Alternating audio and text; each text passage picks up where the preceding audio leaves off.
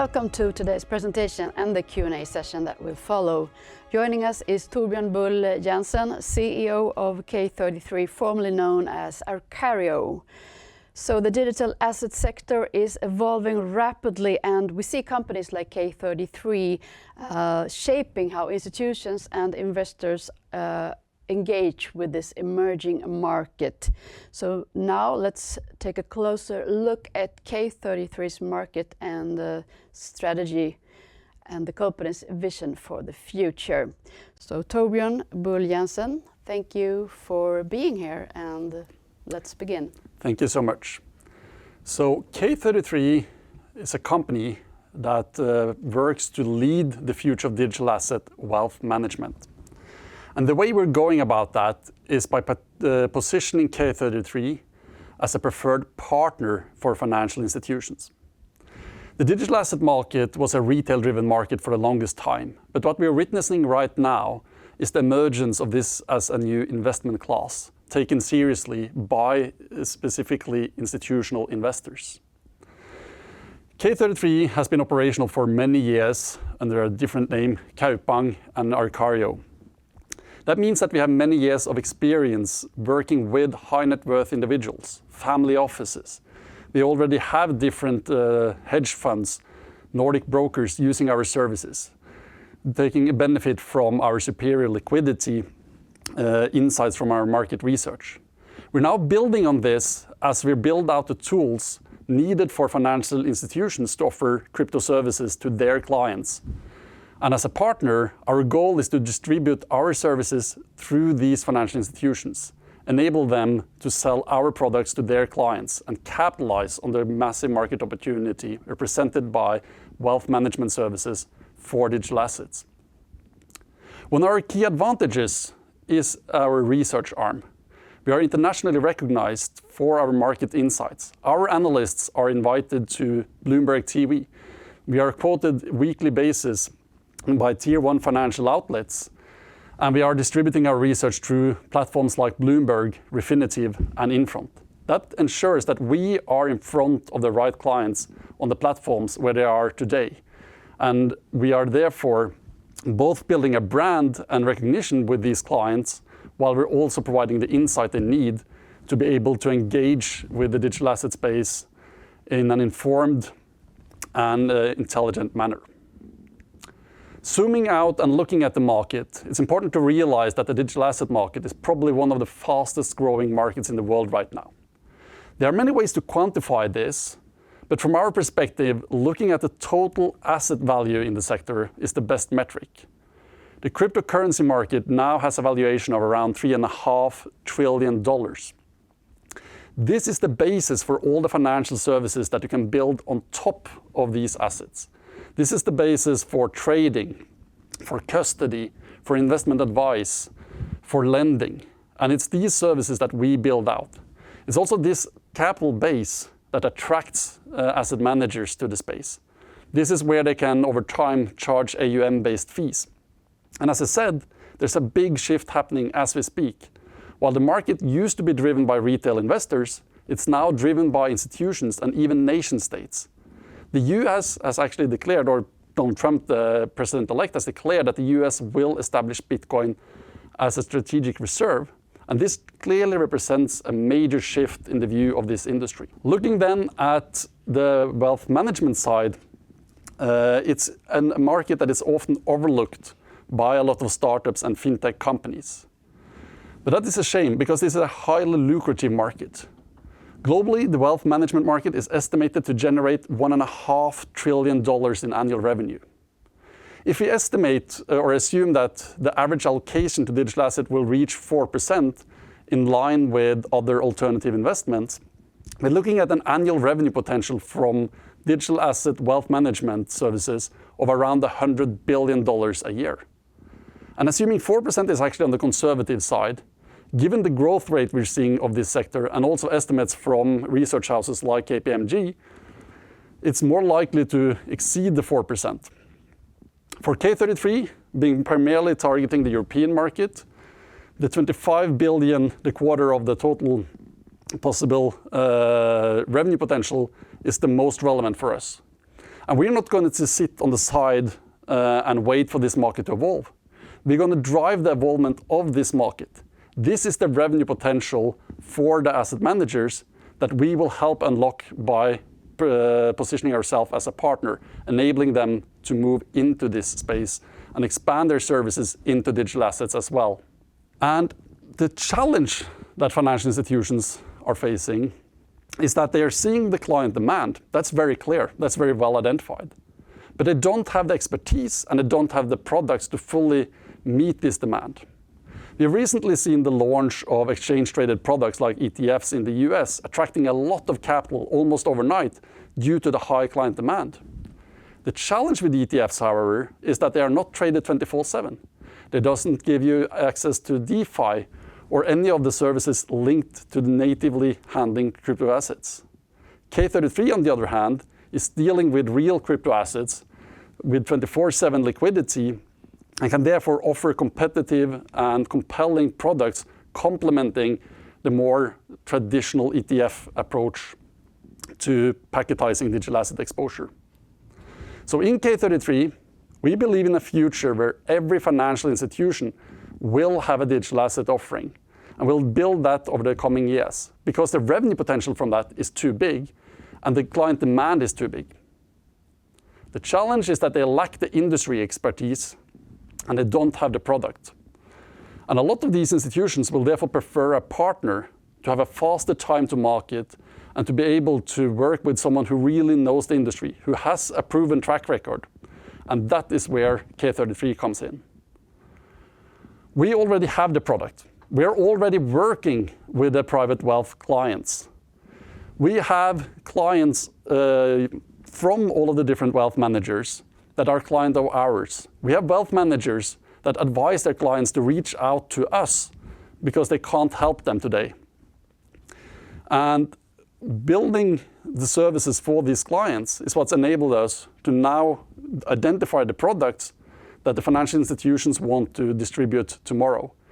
Also, we are right now in dialogue with several financial institutions, wealth managers, and figuring out precisely how we can optimize our product so that it fits into their setup. And our service is highly appreciated.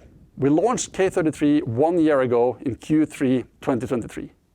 Since then, K33 has grown around 800% in activity. And that's been in a market where the volumes otherwise have been flat. Looking ahead, we expect to continue to see a strong growth trend. Of course, with a lot of volatility. I mean, the crypto industry is highly volatile. But from growing first with private clients and eventually with institutions, we expect to be able to grow this multifold in the years to come. And one of our unique advantages is our track record from having been operational for several years. That ensures that we are fully licensed already. If you start a company from scratch now and want to apply for a license, you'll probably look at least a year or more in lead time until you can obtain such a license. We've been a part of the working group preparing for MiCA. We are therefore fully MiCA ready and will apply for a license once that becomes applicable in Norway. We have multiple European banking partners and have very efficient payment rails. That sets us aside from a lot of our competitors from the crypto side. We've also optimized our FX, which is highly important when you work with the European market. The liquidity in the crypto market is mainly in the dollar pairs, which means that if you're going from a local currency like Norwegian kroner, Swedish, pound, or even euro, you take a high cost if you let the bank do the FX for you. With K33, we're pricing digital assets directly in those local currencies, enabling us to charge healthy margins while offering a competitive price to our clients. We also optimized our execution on the crypto side. We have multiple exchange accounts, multiple liquidity providers. We always make sure to source the most effective execution or the best price for our clients. And this is something that really differentiates us from a lot of the traditional financial players. They might have good payment rails and FX setups, but they lack the industry expertise, they lack the industry partnerships that we have. And we have a track record of really knowing what's happening in this industry and of giving advice and giving good guidance for investments. And this is really reflected by the recognition of our research arm. We are covered by tier 1 financial outlets on a weekly basis. Outlets like Financial Times, Bloomberg, Forbes. We've been approved by both Bloomberg, Infront, and Refinitiv, so we're distributing our research through these platforms. And this gives us very valuable insight.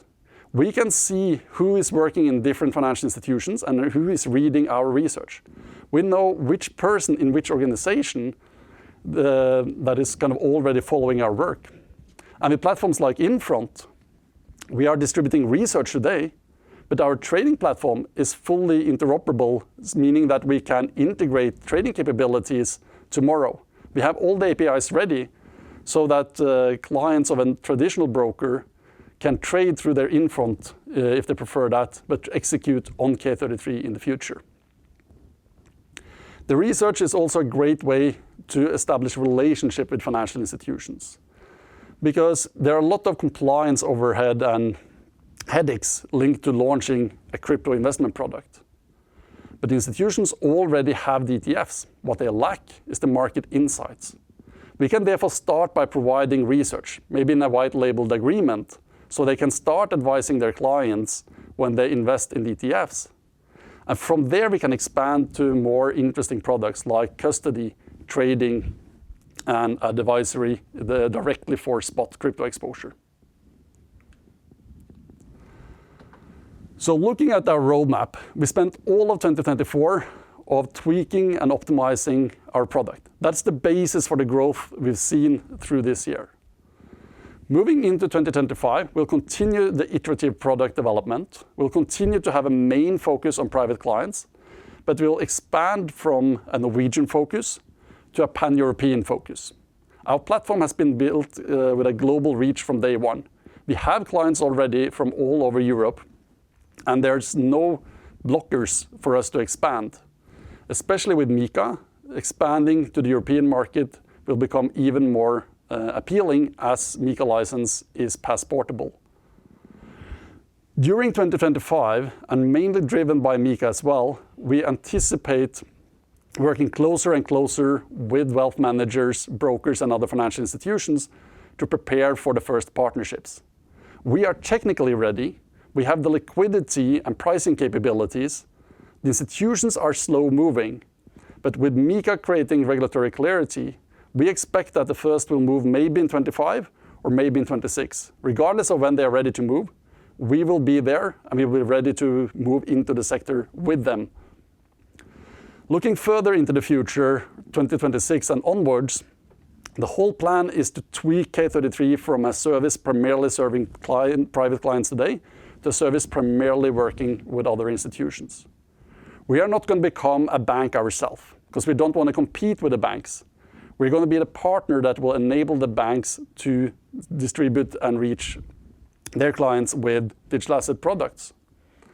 We will not have hundreds and thousands of end users.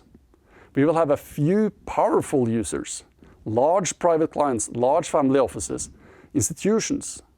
And then through those institutions, we will be able to reach hundreds and thousands of underlying clients. That is how we're going to make this business highly scalable. We've built all the tech, we have all the compliance done, and we are ready to grow with this industry and take part of the next chapter.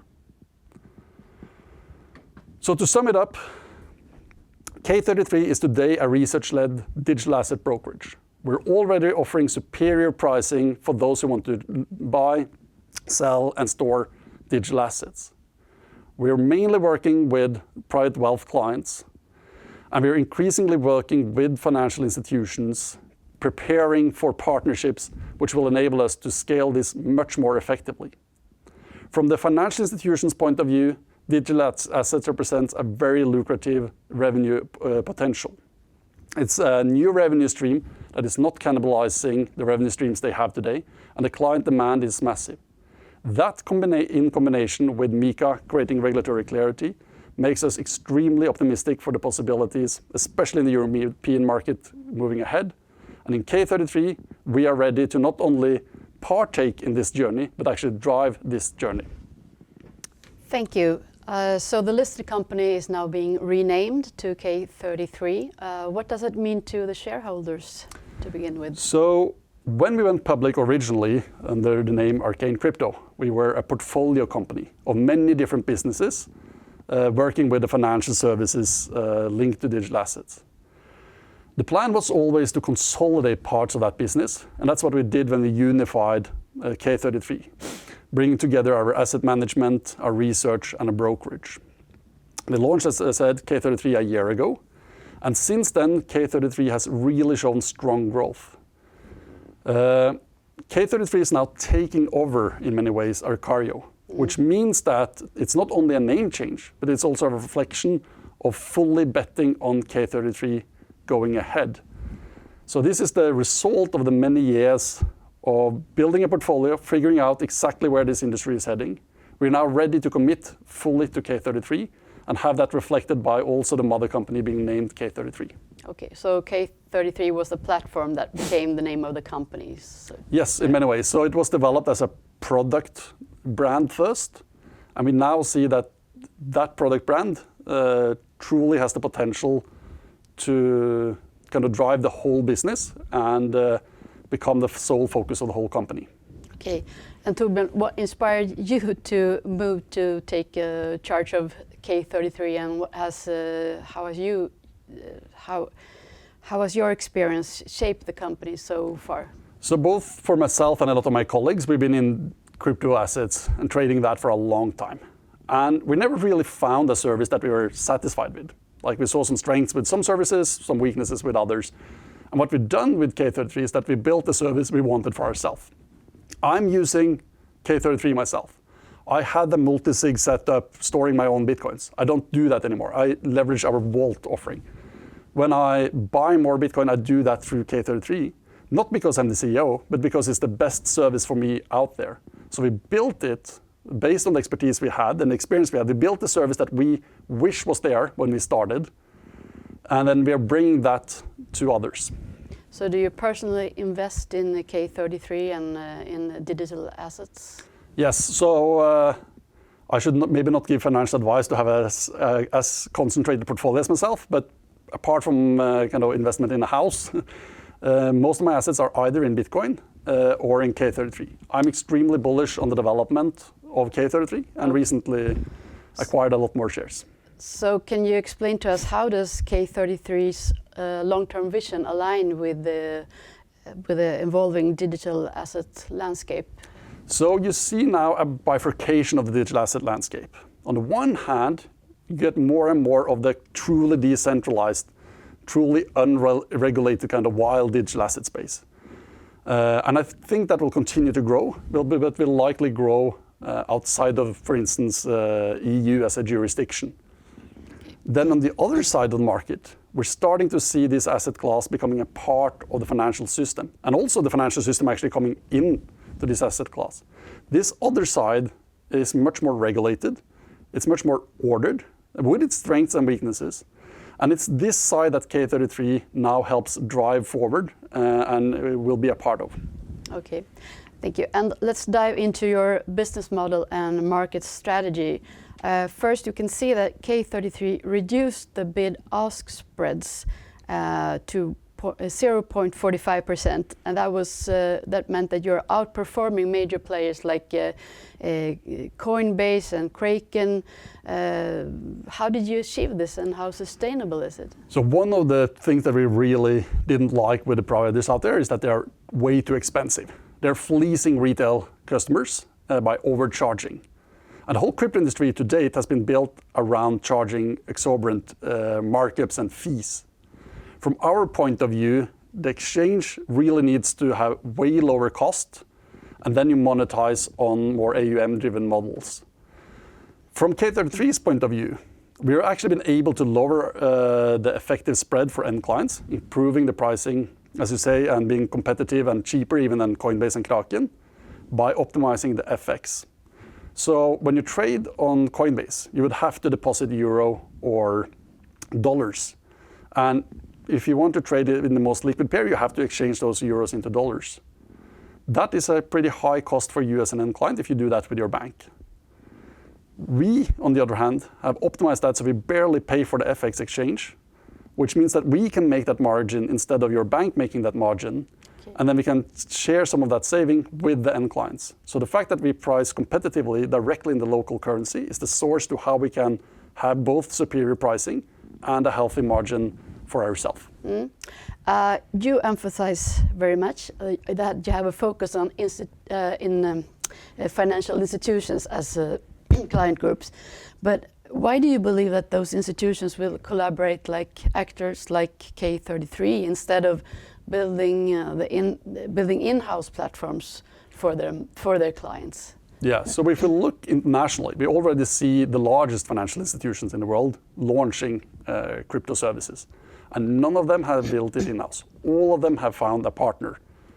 And we, of course, believe that will be the same for Nordic and European players, and also especially the smaller players.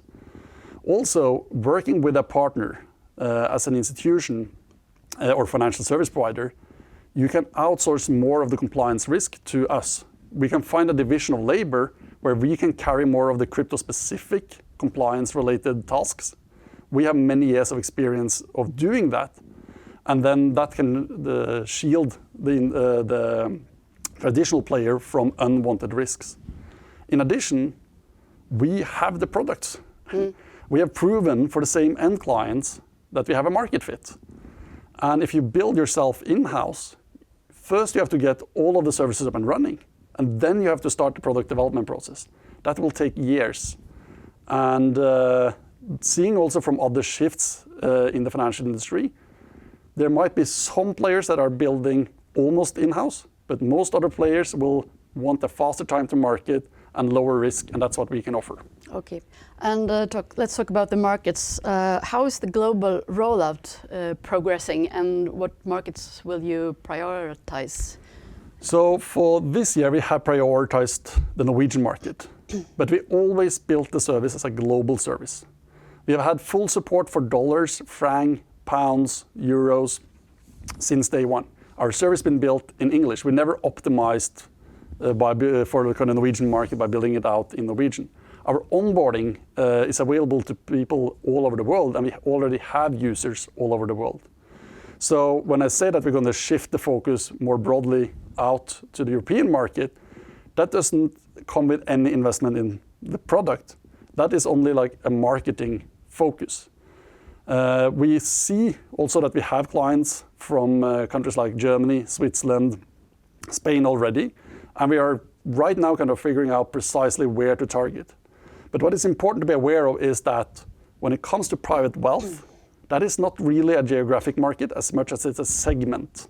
It's the same people that you meet in London, that you meet in Zurich, that you meet in Singapore. It's the same family offices, it's the same the market is not defined as much by geography as it is for retail, as it is by type of investors, type of clients.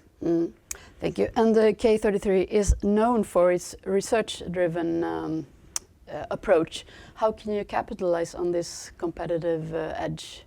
So on the one hand, it gives us a lot of visibility and also credibility. Where we differentiate ourselves is that we are willing to call bullshit. If we think a project is bad, we're going to write that we think it's bad investment. A lot of the other providers writing so-called research are more writing in the tone of voice that the project itself would want. They're more presenting the token or the investment opportunity from the point of view of that project, to not step on anyone's toes. Long term, we don't believe that we can build credibility that way. We have to give clear advice to our audience, and that gives us also credibility over time. The other is, as I mentioned in the presentation, is that the research both gives us a way to see which institutions have employees that are following us, where do we have the best possibility of kind of starting a sales process, but also is a way to secure partnerships. I mean, we have had boards sitting in smaller wealth management companies asking for or ordering kind of bespoke market mapping reports from us. So when we do the mapping of the market opportunity, we present that to the board. Who do you think they will ask when they are ready to actually go live with a product? Okay, let's shift to market trends. the big questions. How do political figures such as Donald Trump reportedly supporting digital assets, how does that shape the market and the regulations in the market? So I think it's accelerating the development. But I think it's also important to be aware that Trump didn't switch to being positive to crypto because he's changed his view. He switched to being positive of crypto because of the number of users who's already been invested, because of the size of this industry. That underlying driver would have been there regardless of who won the US election. That underlying driver is there regardless of whether a regulatory update is kind of good or bad for industry. So that underlying momentum is there regardless. That said, when we see those type of figures embracing this and taking it seriously, it clearly accelerates the process of taking crypto from something obscure, something retail driven, into an institutional asset class. And it's interesting to notice that not only have Trump declared that Bitcoin shall become a strategic reserve, the US Federal Reserve chairman has recently answered that he views Bitcoin as a volatile asset, but a proper asset like gold. And we also see leaders of other countries, like Putin in Russia, talking about Bitcoin as a viable alternative to dollar reserves. This would not have been the case a few years ago, and this really represents the massive shift that we are about to see in the industry. The MiCA regulations, you mentioned them in your presentation. The regulations in Europe, they are seen as a turning point, obviously. But could you briefly explain a little bit first, what is MiCA, what does it entail, and also what opportunities does it create for K33? So MiCA is a comprehensive regulatory framework for service providers engaging in the digital asset industry. Before MiCA, a lot of people would say that the industry is unregulated. That's not true. There's a lot of regulation that applied, but there was no specific digital asset regulation. And that really made it hard for banks to dare dealing with industry. With MiCA, they will actually dare to move into the industry. And the framework is very similar to MiFID II that we have for securities. And the fact that it is so similar and so comprehensive really accelerates, call it the regulated part of this industry. It may push parts of the unregulated, truly decentralized parts out of Europe, but at the same time, it will really accelerate the institutional adoption. Also of particular interest, before MiCA, if you were a bank, a wealth manager, and wanted to do a crypto product, you would have had to apply for a separate license under the AML rules. Under MiCA, they don't need a new license. They only need to update their policies according with the products they offer. And that's also a major win. And how prepared is K33 for MiCA and for other emerging regulations, would you say? I mean, we built the K33 platform with compliance at the heart from day one. And what really gives us an edge is that we have extremely efficient technology supporting our compliance work, which means that we can scale and continue to stay compliant without having a ballooning compliance department or ballooning compliance costs. A lot of our competitors from the crypto side have been around much longer. They have legacy issues. They have in-house built tech platforms. They have in-house built compliance solutions. Whereas we've been able to really pick from top of the shelf the best software as a service solutions, combining those in a very lean, very efficient setup, which enables us to also be more future-proofed for the tweaks that are to come with further regulation. What impact do you see from institutional products such as Bitcoin ETFs? I mean, those are also highly legitimizing the sector. I mean, of course, also the appetite for the Bitcoin ETFs has helped drive up the prices, which helps accelerate everything in this sector. But the fact that now the Bitcoin ETFs, for instance, that of BlackRock, is larger than the gold ETF, really sends a clear signal to the whole financial system. Clients want this, there's massive revenue to be made, and if you don't have a Bitcoin or digital asset strategy, you're going to lose out big time over the next 5 years. So let's look into risk management and future resilience. Volatility, as you mentioned a few times in your presentation, is inherent in digital assets. How does K33 protect its client and itself, of course, from sudden shifts in the market? So volatility is a part of what attracts investors. So there's no kind of protecting, like if a client wants to buy and hold Bitcoin, that client also has to have that exposure to that price going up and down. What they don't want is the risk of losing their funds. So we are at all times keeping full reserves. We have transparency on our management of client funds. We have full segregation, which means that client funds would be fully protected under Norwegian law should we end up in a bankruptcy for some reason. And we have security at the heart of what we're doing. And the really powerful thing with digital assets is that we can have the same security as the largest institutions. We're using the same software provider as Robinhood is doing for securing the crypto assets. On the trading platform, we're using the same trading technology as Nomura-based Lazy Digital is using. So we're using the top quality products to ensure the maximum amount of security. We add transparency. We're fully audited in Norway, and we are structuring it in a way that always have the protection of client assets as a core value. Looking forward, Torbjørn, what is the next expected milestone, would you say, for K33? So very short term, we're going to launch instantaneous bank deposits 24/7. So that's leveraging kind of PSD2, European kind of payment directive, and which will enable a client to deposit, say, 2 million kroner, 20 million kroner on a Sunday, and then enter the market instantaneously. Looking a little bit further ahead, at the start of next year, we will launch staking for those clients that have a vault service with us. And we will launch things like limit orders, leveraging kind of algo setups to enable that. So we'll continue to strengthen the trading product. Longer term, the kind of really important milestones to look forward to as an investor in K33 will be the partnerships with financial institutions and the dialogues related to that.